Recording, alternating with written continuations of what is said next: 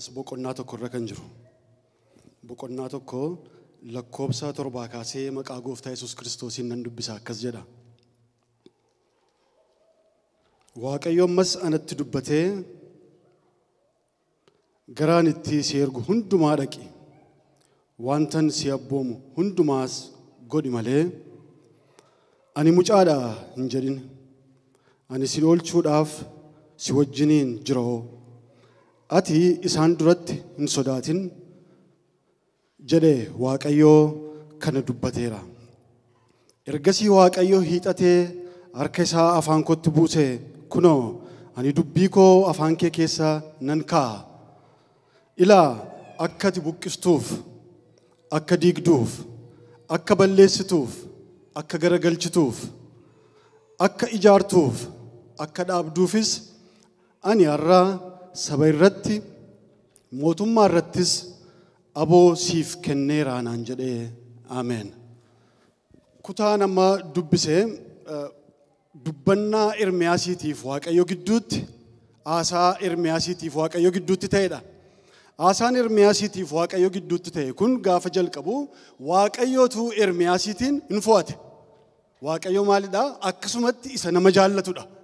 Akkasumatti isa nama jaallatu darbees immoo jaalala isaarraan kan ka'e ilma isaa Yesuus Kiristoosiin isa nuuf kennedha Waaqayyo keenya. Maqaan Waaqayyo bara baraan eebbifamu. Jaalala isaan kan ka'e ilma isaa inni nuu kenne Waaqayyo Ermiyaasitti bara sana keessaa jaallachuurraan filachuurraan kan ka'e Ermiyaasii wajjiniidhaan ta'uu barbaade Ermiyaas irra yaada isaa kaawwatee akka Ermiyaasitti ba'ee galu hundumaa karoora hundumaa edda qopheessee booddee Ermiyaasitti dubbii kana dubbate. Ati yaa Ermiyaas mootii fuuldura dhaabbattee hin dubbattaa? Mootii fuuldura dhaabbattee waa'ee koo dhugaa hin baataa? Saba fuuldura dhaabbattee waa'ee koo hin dubbattaa? Hin raajjaa? Kana qofammoo miti kanarra kan darbe maal gootaatti hin jedhee hin buqqistaa jedhe. Galanni Waaqayyoof haa ta'u. Namni Waaqayyo akka inni dubbatu abboome wanta Waaqayyo dubbate sana wanta Waaqayyo yaade gaafa dubbate dubbiin isaa ija godhata. Galanni Waaqayyootiif haa ta'u. Ati hin buqqistaa. Ati hin ijaartaa. Hojii lama qabda jechuudha. Wanta ulfina kootiif hin taane fuuldura koof fuuldura saba kootiitii hin kaasta. Wanta ulfina kootiif ta'u immoo wanta jireenyi namootaa itti gammachiisu immoo hin ijaarta, hin dhaabda. Ani dubbii afaan kee wajjin nan taa'edha. Inni Ermiyaasii wajjin ta'e ganama kana isin wajjin haa ta'u. Inni Ermiyaasii wajjiniidhaan ta'ee dhaabbate Waaqayyo ganama kana jireenya kee wajjin dhaabbatee hojii haa hojjetu. Yesuus Kiristoos bara baraan gooftaadha. Egaa warri Waaqayyootiin fo'amne bara kana keessa sagalee kanaan akkamitti ilaalamna jennee gaafa ilaallu gooftaan keenya Yesuus Kiristoos Maatiyos 12 gubbaa irratti dubbiin inni dubbatetu jira. Maatiyos 12 gubbaa lakkoobsa 33 gubbaa irratti dubbiin inni dubbatetu jira. Bara kana keessa Ermiyaasitti bara sana akkasitti dubbate bara kana immoo nutti akkamitti dubbate jennee yoo ilaalle Yesuus Kiristoos itti fufee boqonnaa 12 lakkoobsa 33 Maatiyos gubbaa irratti itti fufee muka gaarii qabaadhaa iji isaas gaariin ta'a. Yookiis immoo muka gadhee qabaadhaa iji isaas gadhee hin ta'a. Muki ija isaatiin immoo hin beekamaa jedhe. Galanni Waaqayyoof haa ta'u. Muka gaarii maal godhaa? Qabaadhaa. Muki gaarii inni isin qabaattan ija isaatiin hin beekama. Muka gadhee qabaadhaa. Mukni gadhee isin qabaattan sun ammas ija isaatiin hin beekama. Mukti hundumtuyyuu immoo ija isaan beekamee adda ba'uuf jira. Ija isaatiin beekamaa jedhee Yesuus Kiristoos bara kakuu haaraana keessa immoo anaaf isinitti akkasitti dubbate. Kanaaf iji nuti qabnu mukti nu bira jiru sun mukas akkamiiti? Muka akkamiitu nu bira jira? Isa dubbatee maal gochuu danda'utu nu bira jira? Muka isa dubbatee maal raawwachuu danda'utu jireenya koo keessatti argama, jireenya kee keessatti argama. Yesuus Kiristoos gaafa dubbatee anarraa baraa jedhe. Anarraati maal godhaa? Anarraa baraa. Anarraati kan bartan ta'a. Kana qofa moo miti isinii ijoollee mootummaati nuun jedhe. Egaa namni ijoollee mootummaa ta'e namni Kiristoos irraa baree namni ijoollee mootummaa ta'e namni Kiristoos irraa baree dubbii Kiristoos dubbata. Wanta Kiristoos haasa'u haasa'a. hojiinsaa hojii kan Kiristoos ta'a. Galanni Waaqayyootiif haa ta'u. Yeroo tokko tokko gaa wanta itti waamamne kana ijaaruutiif, diiguutiif, yaada Waaqayyoo jireenya keenya keessa kaa'e kana akka nuyi hin raawwanneef yookiin immoo isa mootummaatti ijoollee mootummaa taanee waamamne kana akka nuyi of keessatti guddisaan adeemneef haalli nuti keessa jirru jireenyi nuyi kee jiraan oolmaan keenya ba'aa ta'ee gaaffii ta'ee jireenya keenya yeroo inni wallaansoo qabu agarra. Ermiyaasiitiin maal jedhe Waaqayyo? Ati saba koof moototaaf raajii taataa hin dubbattaa dubbiin kee immoo wanta lama hojjeta innis buqqisuu dhaabuudha. Gooftaan Yesus Kiristoos immoo muka gaarii qabaadhaa mukni gaarii isin qabaattan immoo ija gaarii godhataa jedhee dubbachaa jira naaf isinitti. Egaa ija gaarii isa qabnu sana isa Yesuusin fakkaatu sana ija gaarii isa Yesuus irraa barre sana akka nuyi hin jiraanneef bara keenya keessa deemsa keenya keessa hojii keenya keessa wantooti nu dhaabanii akka nuyi isa waamamne sana fiixaan hin baasneef wallaansoo nu qaban jiru. Obboloota koo maaltu wallaansoo sin qabaa irra laatarra? Maaltu gaara ta'ee dubbii Waaqayyo sin keessa kaa'e sanatti ija gaarii gochaa akka isin hin deemne isin dhaabaa jira laata? Maaltu nu dhaabaa jira laata? Gaaf tokko tabba baana turre, gaara baana turre. Naannoon dhaladhetti namooti muraasi hin beektu mooraa warra daandii hojjetaniitu jira gaara gubbaarra. Mooraa warra daandii hojjetaniitu jira. Mooraa sana gara sanaatti atoo adeemaa jirru atoo tabba ba'aa jirru namni tokko fuuldura na deemaa na waamanii dhaabbadhuu naan jedhani. Gaafa hin dhaabbadhu arrabarratti ol baannee gaara kana baanaa naan jedhan. Arrabarratti ol baannee gaara kana baanaa jedhan. Maalidha arrabarratti ol baatanii gaara ba'uun jedhee gaafan isaan gaafadhu arrabarratti ol baatanii gaara ba'uuni gaarri kun atuun hin dadhabsiisin gaarri sun nama qajeelaa nama lafa ol qixxeerra laphee isaa dhiibee adeemu gaafa dhaqaniitti hojjetan gabaabaadha guggubsisuu jalqaba. Gaafa irraan gadee gadi bu'an ammas guggubsisee gadi buusa gaarri sun. Gaarrichi gabaabaadha garuu humni isaa isa jabaa ta'e guggubsisee ol baasuuf gadi buusuudha bakka sana dhaabbatee. Yeroo laaqii ta'u mucicha isaatiif irra deemuun hin danda'amu sigigaatanii lafatti kufanidha. Yeroo aduu ta'u aduufaaf awwaara isaatiif tabba sanas ba'us ta'e irraan gadee sana bu'uun baay'ee cimaadha. Nama wallaansoo nama qabsiisa. Kanaaf tabbi kun atuun nutti hin ulfaatin walitti dudubbachaa afaan wal geeddaraa wanta dudubbannu atuu tabbi kun nutti hin ulfaatin arrabarratti ol baannee tabba kana ol baasnaa naan jedhani. Akkuma isaan jedhan atoo arrabarratti ol baannu tabba sana ba'uu keenya daganne galanni Waaqayyoof haa ta'u. Egaa tabba sitti ta'ee akka hin baane kan godhu yoo jiraate gallama kana dubbiin Waaqayyoo inni waa'ee keef dubbatu atuunni sitti hin dhaga'amin lafa yaadeen si ga'a. Atuunni sitti hin dhaga'amin lafa yaadeen si ga'an jedhe. Sababni isaa jireenya keessatti wanti namatti ulfaate akka tabbaa namuma ol jedhee adeemu namuma ol jedhee jiraatu inni guggubsisee boquu cabsu inni kana shaakale maqaa Yesuusiin cabeera. Jireenya keenyarraa hin caba. Waldaa keenyarraa hin caba. Tajaajila keenyarraa hin caba. Inni gadi si qabe sirraa hin kaa'a. Inni ol si qabu Yesuus gara kee hin ta'a. Yesuus gara ijoollee isaatiiti. Waaqayyo gara saba isaatiiti. Gaara sana baane.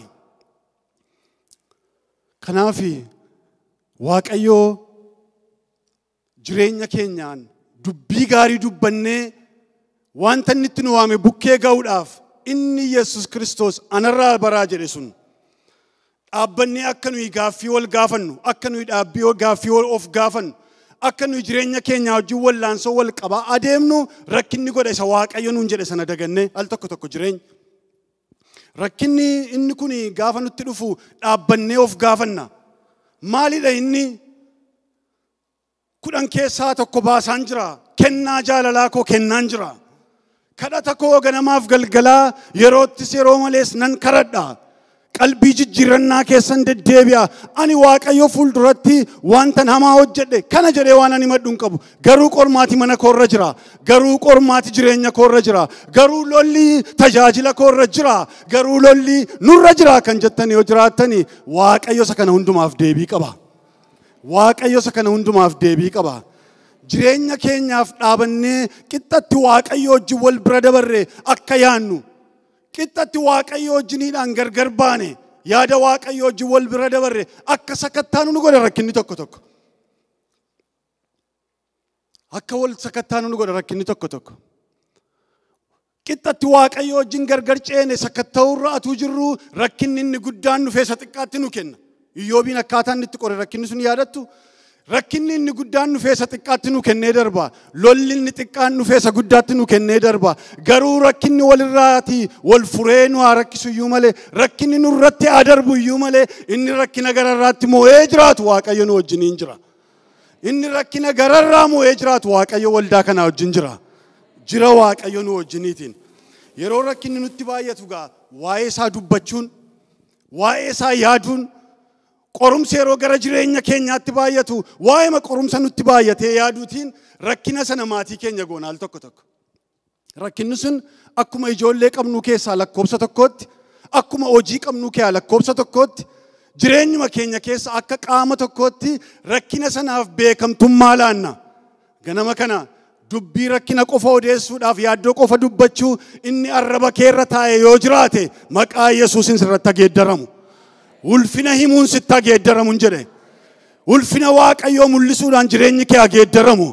Rakkinni mana kee keessatti qaama ta'ee jiraachuu hin danda'u saba waaqayyoo. Waaqayyo kan inni dubbate yoo hin buqqistaadha. Waaqayyo kan inni dubbate yoo hin galagalchitaadha. Waaqayyo kan inni dubbate yoo hin diigdaadha. Akkamitti rakkinni qaama maatii keenyaa ta'e nu wajjin jiraata. Akkamitti rakkinni qaama waldaa kanaa ta'e nu wajjin jiraata. Maqaa Yesuus Kiristoosiin humni rakkinaa kan galagale haa ta'u. Maqaa Yesuusiin jireenya dhuunfaa keerra haa galagalu. Maqaa Yesuusiin fuuldura keetii haa galagalu. Yesuus Kiristoos inni gooftaadha. Rakkina ta'uu rakkinni qaama maatii ta'uu barbaada. Qaama maatii ta'uu barbaada. Yeroo hundumaa akka nu isa dubbachaa jiran isayyuu nu boossisaa. Isayyuu boquu gadi nu qaba. Isayyuu nurratti moo'uu barbaada. Qaama maatii ta'ee jiraachuu barbaada. Garuu aboon nuuf kennameera. Aboon isa buqqisuu. Aboon isa iddootii kaasuu. Aboon isa iddootii galagalchuu. Isa ulfina keenyaaf hin taane. Isa ulfina waaqayyoof hin taane. Isa jireenya keenyaaf hin taane. Isa jireenya saba waaqayyoof hin taane. Of duraa buqqisuuf aboon nuuf kennameera. Yesuus Kiristoos bara baraan gooftaadha. Egaa yaadi gaariin waaqayyo nuuf qabu akka nuti nagarreef seexanni yeroo hundumaa kiyyoo xaxa. Kiyyoo xaxa seexan. Kiyyoo xaxu sana keessa kiyyoo qopheessu sana keessa nu galchuu barbaada. Yaada qopheessa seexanni yaada qopheesse sana keessa nu kaa'uu barbaada. Kiyyoo qopheesse yaada kaa'e sana keessatti ammina dubbachiisee afaan keenya keessaa ba'u kan hin malleeni karaatti nu hambisuu barbaada. Isa kanaaf Israa'eloonni fakkeenya guddaa nuuf ta'u. Israa'eloonni seera ba'uu gubbaarratti boqonnaa 14 gubbaatti yoo dhannee ilaalle waaqayyo dubbii guddaadhaaf humna guddaadhaan Gibxi keessaatii boojuudhaan gaafa isaan baasee faasikaa godhatanii gammadanii ba'ani. Du'atuun ta'in jireenyi mana isaaniitti argame. Boo'ichaa mana Gibxi atuun ta'in ililleen mana isaaniitti argame. Guyyaa hiikama keenyaati jedhanii guyyaa birmaduu ba'uu keenyaati jedhanii guyyaatti waaqayyoo waaqeffachuudhaaf kanaan booddee nuuf murameedha guyyaan kun jedhanii galateeffatanii ba'anii karaa jalqabani. Garuu fuuldura galaana diimaa dhaqanii ga'anii gaafa jedhanii gungumuutti ka'ani. Galaanicha arganii gungumani. Dudduubaan fardeenii fi kottee fardaa sagalee Gibxiin dhaga'anii immoo gungummiitti ka'ani. Museetti kaanii akkas jedhanii dubbatani. Kiyyoo kaa'ee seexanni akka isaan dubbatan isaan gochuu jalqabe. Kiyyoo diriirsee seexanni akka isaan isa gammadanii ba'an gatan gochuu jalqabe. Akkas jedhani. Bakka awwaalaatu Gibxi keessaa dhibe moo yaa Musee maaf nu fuutee kaate attuma achitti awwaalamnee nuuf wayyaa jedhan. Warri kaleessa galateeffatanii ba'an. Warri kaleessa booji'anii ba'an. Warri kaleessa dhaala hirmaatanii ba'an. Gibxi harkaatii warqeedhaaf meetii sassaabanii warri ba'an. Warri waaqayyoon galateeffatan iddoo biyya kakuu isaan itti galuutiif warri ka'an iddoo awwaalaatu dhibe moo galaana kana firamaa nu fidde. Dudduuba keenyaan immoo fardeen kottee dhageessisaa jiru. Maaf jedhanii Musee irratti gungumuutti ka'an.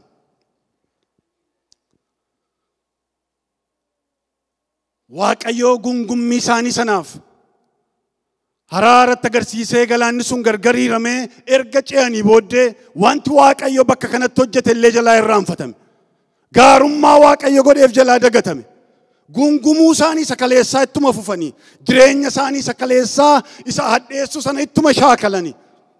Baay'een isaanii karaa gubbaatti yaada Waaqayyoo isaaniif qabu atuun argin nama lama qofatu sabamma sana baay'atu keessaa iddoo kakuu ga'e. Kanaafan hundumtu lafa onaa keessatti akka dubbii afaan isaanii keessaa ba'een, akka dubbii sagalee isaanii keessaa ba'een, akka isa yaadan dubbatan sanaan lafa onaatti du'anii badanii hafan. Tu Waaqayyo yaada gaarii nuuf qabu rakkina irraa ilaallee karaatti akka nafneef Waaqayyo nu haa gargaaru. Atu Waaqayyo jireenya nuuf qabu, atu Waaqayyo bakka dhaalaa nuuf qabu, atu Waaqayyo iddootti dhannee ulfina isaa agarree dubbachuu dandeenya. Akka Kaaleebii fi Iyyaasuu iddoo Waaqayyo nuuf kenne iddoo miidhagaadha kuni. Sabnachi keessa jiraatu hojjaa dheeratu gatiitti aballatu malee humna qabaatu malee nyaata godhee nuuf kenne saba kana nuun boojuu godhee akka nuyi laficha dhaallu gochuu hin danda'a warra jedhan Waaqayyo nu haa godhu. Warri Waaqayyo akka inni isaan dubbataniif dubbii afaan isaanii keessa kaa'ee dubbatan moo'icha argatu. Dubbii Waaqayyo warri dubbatan jireenyatti galu. Yaada Waaqayyo warri dubbatanii waan boojeen waan dhaalan qabu. Warri kaan hin hafani. Egaa seexanni kiyyoo kaa'ee xaxa'ee sabni suni lafa onaa gubbaatti akka inni dhumu. Waan Waaqayyo isaaf yaadee fuudhee adeemaa jiru akka inni nagarree gungumuurraan kan ka'e dubbannaa afaan isaanii keessaa ba'uurraan kan ka'e lafa gubbaatti hafani. Seera uumamaa boqonnaa 1:1-4 gubbaarratti yoo agarre Waaqayyo bantiiwwan Waaqaaf lafaa erga uume booddee dukkana gubbaarratti ifa guddaa baase. Ifichis gaarii ta'uusaa arge. Waaqayyo inni ifa guddaa lafarratti baase kun aboo guutuu inni qabu Waaqayyo kun Waaqni inni lafaaf Waaqa uume kun Waaqayyo inni lafaaf Waaqa uume kun lafarra kan jiranii fi Waaqarra kan jiran hundumaa sagalee isaatiin utubee qabee jira. Galanni Waaqayyoof haa ta'u. Waaqayyo sagalee isaatiin utubee lafa qabee jira. Waaqayyo sagalee isaatiin utubee Waaqarra kan jiru munyuuqaa hundumaa galaana keessa kan jirus qabee jira. Dubbiin Waaqayyo sagaleen Waaqayyo utubaa ta'ee addunyaa qabee geggeessaa jira. Galanni Waaqayyoof haa ta'u. Sagaleen Waaqayyo inni utubaa ta'ee addunyaa kana qabee geggeessaa jiru siif jireenya kee geggeessuuf har'a amanamaadha. Sagaleen Waaqayyo inni utubaa ta'ee deggera tokko malee irkannaa tokko malee ofii masaatii akka ittiin jiraate garuu wanti jiraataniif inni qabee harka isaan dhaabbachaa jiru Waaqayyo jireenya kee obboleettii ko jireenya kee obboleessa ko waldaa Waaqayyo lafa yaadeen nu ga'uuf Waaqayyo amanamaadha. Qabee harka isaatiin geggeessee sagalee isaatiin. Kanaaf Waaqayyo dubbii dubbateen erga lafa jabeessee qabe. Waaqayyo dubbii dubbatuun sagalee isaatiin erga lafa kanaaf Waaqa kana ofii isaatii irkisee qabe utubee qabe jireenya koof jireenya keessan qabee lafa yaadeen ga'uun dadhabattanii yaaddu. Waldaa kana lafa yaadeen ga'uun dadhabattanii yaaddu. Waaqayyoof wanti dadhabamu tokko illee hin jiru. Maqaan Waaqayyoo bara baraan eebbifamu. Sagaleen Waaqayyoo hundumaa mo'ee jiraata. Kanaaf jireenya keenya guyyaa guyyaa keessatti waan qajeelaa dubbachuun jireenya keenya baay'ee fayyada. Jireenya keenya guyyaa guyyaa keessatti wanta Waaqayyo akka nuyi dubbannu barbaadu waan gaarii dubbachuun jireenya keenyaaf baay'ee barbaachisaadha. Jireenya keenya irratti jaallannes yoo fedhuu baannes wanti nuyi dubbanne raawwatamuun isaa nafu. Inni Waaqayyo yaadeen ta'a akkuma jirutti jira. Wanta Waaqayyo yaade sana dubbanne yoo ta'e isatu ta'a. Wanta nuyi yaannetu dubbatamaa oola nu keessaa taanaan garuu wanti nuyi dubbanne sun ija godhachuutti dhufa. Namooti keenya akkas jedhu mitiire dubbii kanatti hin kolfine jedhu yoo namni kolfe wanta kolfamuu hin qabne tokkotti maaliif hin kolfin jedhu ittanii yaaddu. Tarii siin ba'uu danda'a jedhanii sodaatu jaateef. Dubbii hamaa kana hin dubbatinii jedhanii ijoolleen dheekkamu hin goona nu sol tokko tokko. Maaliif akkasitti hin jenna? Wanti dubbatamu humna hin qabaataa inni ijaa yaannuufi. Dhuguma wanti nuyi dubbannu ija qaba. Jireenyi nuyi jiraannu akkaataa dubbannettidha. Yoo jechi nuyi dubbanne egaa hammina qabatee hamminni sun mataa nu maruuf jira. Hamminni sun nu fuuldura deemuuf jira. Garuu nuti warra hammina dubbataniif waamamne miti. Garuu nuti warra wanta Waaqayyo ulfinatti hin arganne haasaaniif waamamne miti. Garuu nuti wanta agarre ilaalle, wanta nu lolu ilaalle, addunyaa kanarraa wanta nutti wal gegeeddaree amilee nu buusu, wallaansoo nu qabu ilaalle, Waaqayyoon isatti safarree xiqqeessine, Waaqayyo mo'amee, Waaqayyo humna dhabee, raawwatee waan nu dhiise goone warra dubbannu miti nuti. Nuyi Waaqayyo rakkina kanarratti humna nuu kenna warra jennudha. Waaqayyo lola kanarratti moo'icha naa kenna warra jennudha. Nuti dadhabbii keenya irratti Waaqayyo humna nuu ta'a warra jennudha. Galanni Waaqayyoof haa ta'u. Jireenyi keenya gaa yaada Waaqayyoo hubachuu bira ga'uu danda'utu irra jiraata. Erga sagaleen Waaqayyoo abdii ta'an guutuu ta'e, sagalee ormaa dhaga'uun anaaf isinirraatiin barbaachisu saba Waaqayyoo. Sagaleen Waaqayyoo isa nagaa kennu jaateef. Yeroo tokko tokko hubattanii ilaaltaniitu yoo ta'e, yeroo manni ijaaramu tumbiidhaan ilaalama. Tumbii jechuun namoota hin beektan jiru as keessa. Tumbii jechuun namni mana ijaaru tokko uhaa likkisa jedhani gaa akkaataa biraatti akkaataan itti ibsuu hin danda'u. Tumbii jechuun manni gar tokkotti duufee akka hin ijaaramne yookiin dhagaa walirra kaa'amu akka inni gargar hin adeemne qajeelee akka inni dhaabbatu yoo guutuu manaati ta'e immoo qajeelee lolaa gadi bokkaa irra bu'u akka inni gadi buusuu danda'u tumbiidhaan qabanii ijaaru mana.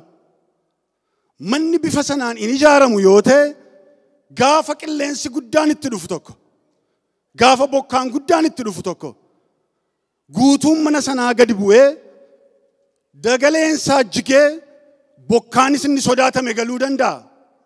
Qilleensi inni barbaachisne ol seenuu danda'a. Wanti bakkeena keessaa manni suni akka hin argamnee fi keessa dhokatee taa'e hundumtu gaafa inni irraa diigame bakkeetti ba'a. Ijaarsa yoo bade tumbiidhaan ilaalamee yoo ijaaramu ta'e. Jireenyi amanannaa keenyaa kana fakkaata. Sagalee Waaqayyootiin wal ilaalee hin ijaaramu yoo ta'e, sagalee Waaqayyoo wajjin wal qabatee hin adeemu yoo ta'e, jireenyi amanannaa keenyaa akka mana tumbii sanaan hin ijaaramneeti. Seexanni kara deemtuun akkasitti ilaalaa keessa akka dabartu ta'a jechuudha. Seexanni kara deemtuun isheen Iyyoobiin qorte sun jechuudha beektu. Atuu karaa deemaa jirtutti gortee Iyyoobittillee gaarummaan isaa ulfinatu ayyaana Waaqayyootu abidda Waaqayyootu itti naanna'ee jira. Garuu dhaxxee seexanni ilaaltee qorumsatti fidde. Garuu nugaa sagalee kanaan eegamneen jirru yoo ta'e, wanti nuyi dubbannu yaada Waaqayyoo ala nu baasee qobaa keenya jirra yoo ta'e, seexanni kara deemtuun kun dhuftee ilaaltee isa ilaaluun isheerra hin jirre agartee jireenya keenya jeequu dandeessi. Arguun kan hin malleef agartee seexanni bakkee baastee nu lafafuu dandeessi. Kanaaf jireenyi koof jireenyi keessan ijaarsa qulqulluu ta'e sagalee Waaqayyoon kan ijaarame haa ta'u. Ijaarsa qulqulluu ta'e sagalee Waaqayyoon kan dhaabate haa ta'u. Gaafa sana moo'icha arganna jaateef. Gaafa sana abdiin keenyi iddoo ga'a jaateef. Maqaan Waaqayyoo bara baraan eebbifamu. Jireenyi keenyi sagalee Waaqayyootiin ijaaramuutu irra jiraata. Kanaafidha firiin keessan kan inni beekamu muka isin qabdaniin jedhee gooftaa Yesuus Kiristoos kan dubbate. Boqonnaa 12 Maatiyos gubbaa irratti. Mukti ija isaatiin beekama. Mukti ija isaatiin adda ba'a. Mukti ija isaatiin adda ba'u kun firiin isaa gaarii yoo ta'e isa nyaataaf ta'u ta'a. Firiin isaa gaarii yoo ta'e isa buqqisu ta'a. Firiin isaa gaarii yoo ta'e isa dhaabu ta'a. Firiin isaa gaarii yoo ta'e isa ijaaru ta'a. Kanaafuu mukti isin bukkee jiru kun muka isa ijaaru haa ta'u. Maqaan Waaqayyoo haa eebbifamu. Kanaaf sagaleen keenyi, wangeelli keenyi, macaafni qulqulluun keenyi, inni nuyi dubbifannu jireenyi keenyi akka inni utubamee tumbii wal qixxaataa akkaataa inni itti duufuu hin dandeenyeen akka jireenyi keenya ijaaramuuf nu gargaara. Maqaan Waaqayyoo haa eebbifamu. Egaa firii qajeelaa kana akka qabaannuuf jireenya keenya dubbii Waaqayyootiin ijaaruutu nurraa eegame erga ta'e dubbii Waaqayyoo kanaa dubbannaa keenyaatiin kallattii hundumaatiin oolmaa keenyaatiin baanee galuu keessatti sagaleen Waaqayyoo kun milkaa'ummaa akka nuyi qabaannuuf nu gargaara. Milkaa'ummaa akka nuyi qabaannuutiif jireenya keenya wajjiniitiin ta'a. Dubbiin Waaqayyoo inni akka tumbiitti nuyi jireenya keenya ittiin ijaarre kun yeroo baanee gallu jireenya keenya keessatti moo'icha argachaa akka nuyi adeemnuuf sababa ta'a. Maqaan Waaqayyoo haa eebbifamu. Sagalee Waaqayyoo harkaa qabna taanaan egaa rakkinan sodaannu. Simmoo ajedhee jireenya keenya irratti humna kan ol kaafatu yoo jiraate nurratti moo'icha hin argatu. Sagalee Waaqayyoo of harkaa qabaannee sagalee Waaqayyoo isa abdii kennu of harkaa qabaannee wantoota nu rakkisan irratti sagaleen sun nu wajjin jiraachuu dubbachaa deemna yoo ta'e obboloota ko jireenyi keenya jireenya moo'ichaan guute ta'a. Maqaan Waaqayyoo haa eebbifamu. Ermiyaas gubbaa irratti 29:11 biratti akkas jedhamti sagaleen Waaqayyoo yaadaan isiniif qabu anuma duwwaatu beeka. Yaadaan isiniif qabu anuma duwwaatu beeka. Akkas jechuun maal jechuudha? Seexanni hin beeku yaada siif qabu. Biyyi lafaan beeku waan siif yaada Waaqayyo siif qabu. Atumtiyyuu hin beektu yaada Waaqayyo siif qabu. Yaadi Waaqayyo siif qabu garuu inni gaariidha. Arrarra dhaabbattee yaada Waaqayyo siif qabu atuu hubatin jirta yoo ta'e ganama kana sittan dubbadha. Waaqayyo yaada gaarii siif qaba. Waaqayyo yaada gaarii nuuf qaba. Yaadaan siif qabu anuma duwwaatu beeka. Ermiyaasumatti dubbata. Isa silaa dubbannaa keetiin hin buqqista jedheetti dubbate sanatti. Isa silaa dubbannaa keetiin hin ijaarta jedheetti dubbate sanatti. Ermiyaasumatti Waaqayyo deebisee gaafa dubbatu Israa'eelotatti akka inni dubbatuuf sagalee kana gaafa of qabsiisetti dubbatu yaadaan siif qabu anuma duwwaatu beeka. Innis immoo yaada nagaati. Yaadaan siif qabu anuma duwwaatu beeka. Innis immoo yaada raawwachuuf jirudha. Yaadaan siif qabu anuma duwwaatu beeka. Innis immoo yaadichi safiixaan ba'umsa qabudha. Kanaaf Ermiyaasiitiin Waaqayyo yaadan siif qabu anatu beeka erga jedhee. Yaada naaf qabu Waaqayyootu anaaf beeka jechuun irra jira gaan. Rakkinni yeroo gara koo dhufu, rakkinni gidiraan gara koo yeroo dhufu, lolli seexanaan gara jireenya koo yeroo dhufu, lolli garaa garaa naannoo keenyatti gaafa mul'atu, Waaqayyo yaada gaarii nuuf qaba warreedhan ta'uu qabna nuti. Maqaan Waaqayyo haa eebbifamu. Gidiraan gaafa baay'atu nyaatamuufan jedha warra jedhan miti. Lolli gaafa baay'atu badiisatu natti dhiyaate warra jedhan miti. Lolli gaafa dhukkubi gaafa dhufu guyyaa du'a koo natti mul'ate warra jedhan miti. Nuwoo warra guyyaa jireenya keenyaa labsinudha. Nuwoo warra guyyaa ulfina keenyaa dubbannudha. Sababni isaa yaada Waaqayyo naaf qabu Waaqayyotu naaf beeka. Mee yaada Waaqayyo naaf qabu jedhame? Waaqayyotu beeka jedha. Yaada Waaqayyo siif qabu Waaqayyo duwwaatu beeka. Yaada Waaqayyo siif qabu sun immoo isa ulfinaan si ga'uudha. Kanaaf rakkina sirra jiru har'a yoo dubbatte isaaf moo'icha kennita. Kanaaf dubbannaa kee geeddari saba Waaqayyo.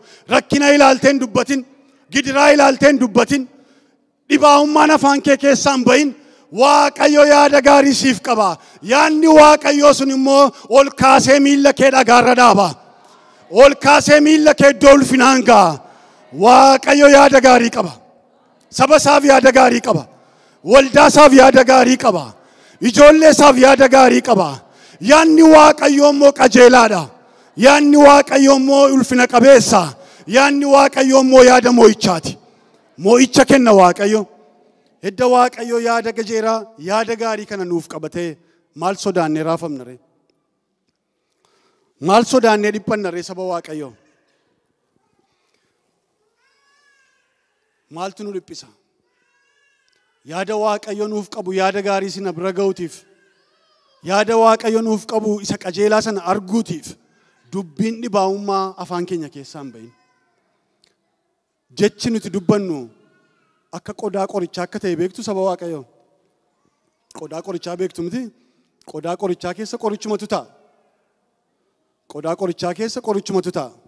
Qodaa qorichaa keessa summiin hin taa'u. Sababni isaa ajjeesaadha jaateef. Jecha keenya keessa waan gadhee kaa'u nurra hin jiraatu. Dubbiin nuti dubbannu sagaleen afaan keenya keessaa ba'u isa ulfina Waaqayyoo hin mul'isne isa nuuf immoo abdiin laanne yoo ta'e inni suni qodaa summii ta'e jechuudha. Jechi keenya sun qodaa summii ta'a malee qodaa qorichaa hin ta'u. Qodaa summii kana baannee adeemna yoo ta'e qodaa sana keessaa gaafa dhukkubi nutti dhaga'ame wanti nuyi baasnu jireenya keenya ajjeesuu danda'a.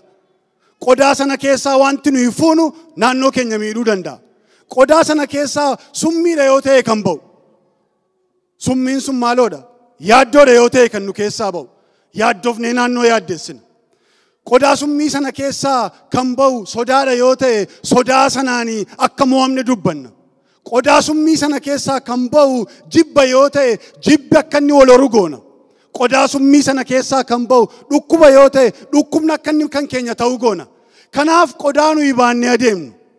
Sagalee nuti dubbachaa adeemnu. Sagalee isa kamidha? Isa qodaa qorichaati moo isa qodaa summii ta'uudha? Waaqayyo keenya Waaqa jaalalaati. Waaqayyo keenya Waaqa jaalalaati. Wanta nuyi baachuu barbaanne kan nuyi nu baannu fedha keenya irratti hundaa'e nutti kenna. Dirqamaani wandimmu ati jaalala qofa dubbachuu qabda jedhee Waaqayyo nan dirqisiisu. Wandimmu ati jaalala qofa haasa'uu qabda. Wandimmu ati qajeelaa qofa dubbachuu qabda jedhee Waaqayyo nan dirqisiisu. Hamaa dubbachuu fo'adheennaan Waaqayyo Waaqa jaalalaati. Jallina dubbachuu fo'adheennaan Waaqayyo Waaqa jaalalaati. Garuu isaan kun hundi isaanii gatii natti fidu. Isaan kun hundumtuu adaba natti fidu. Summiidha jaateef inni na keessaa ba'u, summiinan dubbadhu jireenya koo gara balleessuutti geessu. Kanaaf ani hundummuun kanan filachuun narra jiru fedhee barbaadee qodaa summii baadhee deemuu otoo hin ta'in qodaa jireenyaa baadhee adeemuudha. Qodaa summii baadhee adeemee si'oolitti galuu otoo hin ta'in qodaa jireenyaa baadhee dubbii jireenyaa dubbadhee sagalee abdii dubbadhee mootummaa Waaqayyootti galuudha. Kanaaf jecha isa kamiin dubbachaa jirtu, jecha isa kamiin baattanii adeemaa jirtu. Sagalee isa kamtu sin keessaa ba'aa jira. Qooda sagalee yaaddoo sagalee abdii warra dubbatan. Qooda sodaa amantii warra qabaatan. Qooda jibbiinsaa jaalala warra rabsan. Qooda dhukkubaa fayya buleessaanii fayyaan bira jira warra jiranii dubbachuu danda'an. Qooda rakkinaa bal'ina warra haasaan qodaa gaariitti haasaa keenya geeddaramuutu irra jira saba Waaqayyo. Qodaa gaariitti, qodaa fayyina dubbatutti, qodaa jaalala dubbatutti jechi keenyi geeddaramuutu irra jira. Waaqayyo inni Waaqa fedhaa ta'e kuni jecha abdii kennu, jecha jaalala dubbatu, jecha amantiidhaan of dadammaqsineettiin biyya dadammaqsinu, naannoo dadammaqsinu, ittiin waldaa keenya keessatti deddeebinu, jechi nuti dubbannu jecha qodaa fayyinaa akka ta'u Waaqayyo ayyaana isaan nu haa gargaaru. Egaa akka amanaatti nuti qodaa fayyinaa kana baachuutiif, jecha fayyinaa kana baachuutiif waadaa ofii galuu qabna. Waadaa ofii galuu qabna. Fakkeenya 13 gubbaarratti akkas jedha. Namni arraba isaa eeggatu jireenya isaa in eeggata. Namni of eeggatee hin dubbanne garuu jireenya isaa in balleessa. Jecha dhibaa'ummaa irraatii fagaachuun barbaachisaadha jechuudha. Qoricha kan kennuu danda'u sagalee dubbachuun barbaachisaadha. Maqaan Waaqayyoo bara baraan eebbifamu. Gaafa rakkinni nutti dhufu warra wawwaatan ta'uu hin qabnu nuti. Gaafa gidiraan nutti dhufu warra wawwaatan, warra muka qabataa dhabani, warra kan arganiidhaan dhiphatanii yaadda'anii muka sagalitti of buusaa deeman ta'uu hin qabnu aniif isin saba Waaqayyoo. Rakkinni gaafa dhufu sagalee abdii warra dubbatan, Waaqayyo yaada gaarii naaf qaba warra jedhan. Gidiraan qorumsi gaafa dhufu Waaqayyo anaa wajjiniin jira warra jedhan. Ari'atamni gaafa dhufu Waaqayyo iddootti kooluu galuudha. Waaqayyo mana koo galgalaati warri jedhan. Si balleesse gaafa haalli jedhu maqaan Waaqayyo anaaf gimbii jabaadha warra jedhan. Warra Waaqayyo gargaaraa isaaniif akka ta'e dubbatan ta'utu nurra jira. Mallattooma rakkinaa agarreen wawwaachuun nurra hin jiru. Mallattooma dhiphinaa agarreen abdii kutannee muka sagalitti of buusuun nurra hin jiru. Sababni isaa qoricha inni ta'e Yesuus Kiristoos. Sababni isaa jireenya inni ta'e Yesuus Kiristoos. Saba isaa wajjiniitiin yeroo hundumaa jira. Warra isa abdatanii isa eeggatanii wajjiniin Yesuus Kiristoos jira. Warra isa eeggatanii fuuldura isaa deddeebi'anii wajjiniitiin Waaqayyo yeroo hundumaa hin argama. Har'a ga'uun keenya sababa isaatiin obboloota ko. Har'a ga'uun keenya sababa isaatiin. Inni irraan nu ga'e kun immoo amanamaa ta'ee gara fuulduraatiin lafa yaadeen nu ga'uutiif inni dubbii isaaf jedhee amanamaadha. Addunyaa kana irkoo tokko malee sagalee isaan inni dhaabe. Addunyaa kana wallaansoo tokko malee akka isheen toora isheetiin baatee galtuu fi inni sagalee isaatiin jabeessee kaa'e Waaqayyo. Nus dubbii keenyaan fakkaadhaan ni jedhe Yesuus Kiristoos. Dubbii keenyaan hojiin keenya akka inni toora galee adeemu. Tajaajilli keenya akka inni toora galee adeemu. Waaqeffannaan keenya akka toora galee adeemu. dinagdeen keenya akka toora galee adeemu dubbiin dubbannuutiin Waaqayyo ijatti gochuuf inni amanamaadha. Yesuus Kiristoos bara baraan gooftaadha. Sagaleen Waaqayyo egaa isanii buqqisiin jedhe hin buqqista. Isanii dhaabisiin jedhe hin dhaabda. Isanii ijaarisiin jedhe in ijaarta. Isanii dhaabisiin jedhe hin dhaabda ergasiin jedhe saba Waaqayyo. Waaqayyo gara kee jira. Waaqayyo si wajjiniin jira. Isanii ijaarisiin jedhe ijaartee, isanii dhaabisiin jedhe dhaabdee, Waaqayyo wajjiniin walii galtee, atuu Waaqayyo wajjin wal bira hin darbin. Yaada Waaqayyo sirratti qabu galmaan ga'uutiif Waaqayyo ayyaana isaa siif haa baay'isu. Dubbiin Waaqayyo Efesoon gubbaa irratti yeroo dubbatu akkas jedha mitiire. Inni humna isaa isa nu keessaa hojjetu wanta nuyi kadhannuu fi wanta nuyi yaaduu dandeenyu hundumaa irraa safare malee caalchisee gochuu hin danda'a jedha. Efesoon 3:20 gubbaa irratti inni humna isaa isa nu keessaa hojjetuun wanta nuyi kadhannuu fi wanta nuyi yaaduu dandeenyu hundumaa irraa safaree hojjete malee wanta nuyi yaaduu dandeenyu irraa safaree godhe malee Waaqayyo ofii isaanii caalchisee isa nuyi yaadne gararraa gochuu hin danda'a jedha Efesoon gubbaa irratti. Jireenya keenya keessatti guyyaa guyyaa keessatti oolmaa keenya keessatti wanta Waaqayyo hojjechuu danda'u isa nuyi yaadne gararraa akka ta'uuf Waaqayyoof jireenyi keenya kan baname haa ta'u. Waaqayyoof jireenyi keenya kan qophaa'e haa ta'u. Sababni isaa iji gaariin sun maasii gaariirra yoo bu'e, iji gaariin maasii gaariirra yoo bu'e, ija danuu godhatee ka'uuf sababa jiruuf, ija danuu godhatee mul'achuuf sababa jiruuf, dubbannaan keenyi maasii qulqulluu qophaa'een, sagaleen nu keeyaa ba'u maasii qulqulluu qophaa'e keessaa ta'ee ba'ee ija gaarii godhatee biyyaaf sabaaf waldaaf nyaata ta'uu akka danda'uuf Waaqayyo tokkoon tokkoon keenya haa gargaaru. Waaqayyo dubbannaa keenyaaf kadhannaa keenya irraatii safaree madaalee dubbate malee, safaree madaaleetti nu geggeesse malee isa nuyi amma jiraannuuf yaannu kana gararraa Waaqayyo mana keenyaaf gochuu hin danda'a. Kanaaf dubbannaan keenyi xiqqoo ta'uu hin qabu. Kanaaf yaanni keenyi muraasa ta'uu hin qabu. Waaqayyo isa amma nu jiraachisu gararraa nu jiraachisuu hin danda'a. Waaqayyo isa amma nu dhaabe caalaa saba isaatiif nu dhaabuu danda'a. Biyyaaf nu dhaabuu danda'a. Jireenya keenya dhaabee ulfina isaatti mul'isuuf Waaqayyo amanamaadha. Kanaaf waa tokkoon isinii dhaama obboloota ko. Waa tokkoon isiniif dhaama. Qodaa gaarii namni qabu akka arge of bukkeetti rarraasaan adeemu. Qodaa gaarii namni qabu. Waan daalara 5 namni bitee feestaalii keessa kaa'ee akka rarraasaa adeema. Garuu gati jabeessa wanta ta'e yoo suuqii dhaqee bitate yookiin bobaa jala kaawwata yookiin fuulduratti qabatee adeema. Sababni isaa maaliif? Hattuun harka harkaan fuuneef. Hattuun akka harkaan fuuneef. Sagaleen Waaqayyoo kana caalaa gati jabeessadha. Dubbiin Waaqayyoo meeshaa nuyi maallaqaan binnu caalaa gatii guddaa qaba. Kanaaf sagalee Waaqayyoo isa gatii guddaa qabu kana rarraasaan adeemin. Sagalee Waaqayyoo gara keessa keenyaatti haynu. Dubbii Waaqayyoo jireenya keenyatti haynu. Sagaleen Waaqayyoo jireenya keenyatti hidhamee nu wajjin yoo jiraate yeroo hundumaa warra mo'anii ba'anii galan taana. Galanni Waaqayyoof haa ta'u. Waldaa